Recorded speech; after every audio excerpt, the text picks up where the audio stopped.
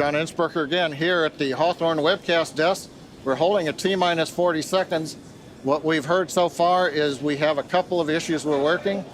One is the booster tank pressurization. Final pressurization was just a little bit long. That's not unusual. We've held at T-minus 40 seconds before to pressurize. That appears to have been resolved. At the same time on the second stage, they're working some final purging. We should know very shortly if that is cleared and if we'll continue the countdown. Everyone, especially that person, is excited to keep going. Like John said, we should know shortly if we are able to continue. But as we mentioned before, we are able to hold up to 15 minutes and still be able to lift off today. Yeah, on Falcon 9, it's a little bit different. Once we start propellant loading, we pretty much have to go at the targeted time. Otherwise, the propellants can warm up and we may not have the performance for that particular mission profile. It's a little bit different on Starship. Folks, if I can interrupt. Yeah. It looks like they're clearing all the flags and we're going to release at T-minus 40 seconds. That is amazing news. Amazing. Team working quickly through their issues on first and second stages.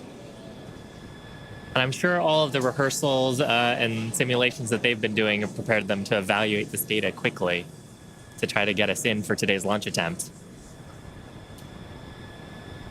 For those of you just joining, we have a brief hold at the T-minus 40 second mark. The team is resolving one issue with the bleed purge on the stage 2 Raptors. Like John just said, the teams are quickly working that, and it looks like the flags are being cleared as we speak. So we should be able to resume the launch countdown any moment now. And it's worth noting on Starship that once we resume the countdown, it restarts from the 40-second period, and then we keep going unless another condition pops up. So stick around because Starship could be going here real soon. Don't walk away, that's for sure. Amazing views here coming to us from Starbase, Texas. Cheering to close the start again.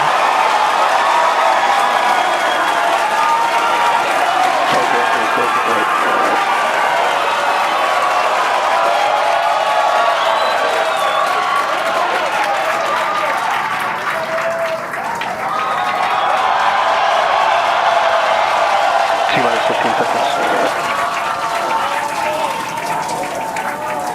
10, 9, 8, 7, 6, 5, 3.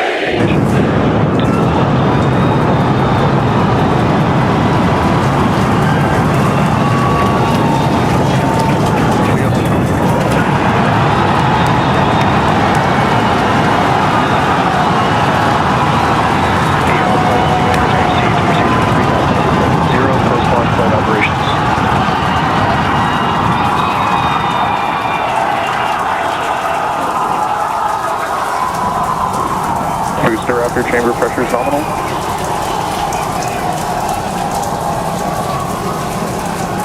T-plus 33 seconds into the test flight of the inaugural Starship vehicle. Tower cleared, we're into pitch over. Propulsion reports first stage engines nominal. What a sight from the ground cameras at Starbase. We're flying at twice the thrust of the Saturn V heading to space. Acquisition of signal, Corpus Christi. We're throttled down and throttled back up. Going through the period of maximum aerodynamic pressure.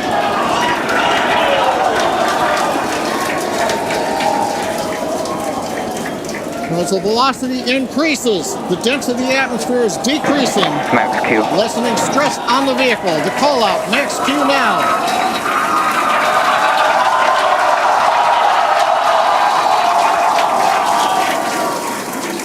Continuing to watch the first stage as we head downrange.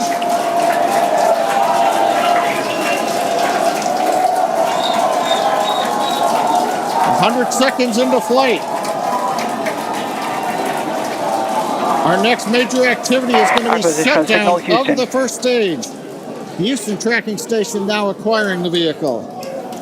With shutdown, we will get separation of Starship from Super Heavy and ignition of the Starship engines. When Starship separates, we light up 6 engines in a staggered sequence. If all goes well, those 6 engines will burn for almost 6.5 minutes. Onboard view from Starship. And there's views of the Raptor engines on the second stage as we prepare for stage separation.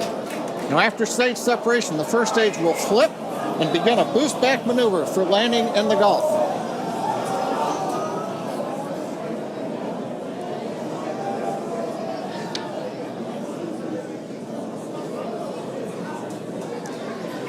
Continuing to fly, 2 minutes 40 seconds. Let's get ready for main engine cutoff. Booster engine cutoff. Beginning to flip for stage separation.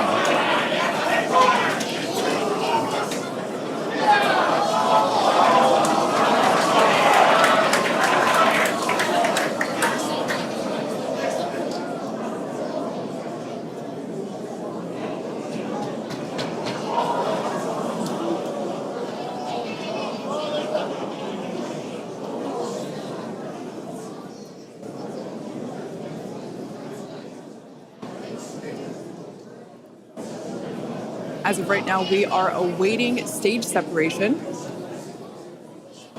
where Starship should separate from the Super Heavy booster. Yeah, Kate, right now it looks like we saw the start of the flip, but obviously we're seeing from the ground cameras the entire Starship stack continuing to rotate. We should have had separation by now. Obviously, this is does not appear to be a nominal situation. Yeah, it does appear to be spinning, but I do want to remind everyone that everything after clearing the tower was icing on the cake. And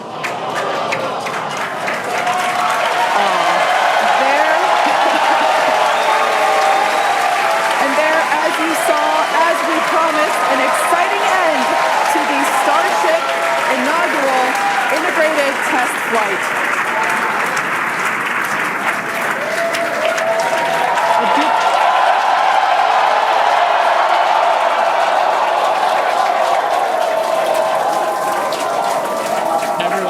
Absolutely pumped to clear the pad and make it this far into the test flight, the first integrated flight of the booster and the Starship vehicle. Live view there of our control center at Starbase, which we refer to as Star Command. As we said before, obviously we wanted to make it all the way through, but to get this far, honestly, is amazing. Well, if you're just joining us, Starship just experienced what we call a rapid unscheduled disassembly, or a RUD, during ascent. But now this was a development test. This is the first test flight of Starship, and the goal was to gather the data, and as we said, clear the pad and get ready to go again. So you never know exactly what's going to happen, but as we promised, excitement is guaranteed. And Starship gave us a rather spectacular end to what was truly an incredible test thus far. Now, as we mentioned at the start of today's program, any and all the data that we collected during the test is going to help us with further development of Starship, and it's going to improve the vehicle's reliability as SpaceX seeks to make life multiplanetary. It's really worth noting that the flight path was designed to be over water and all the air and sea space. Along with that flight path and those surrounding areas were cleared in advance of the test. And of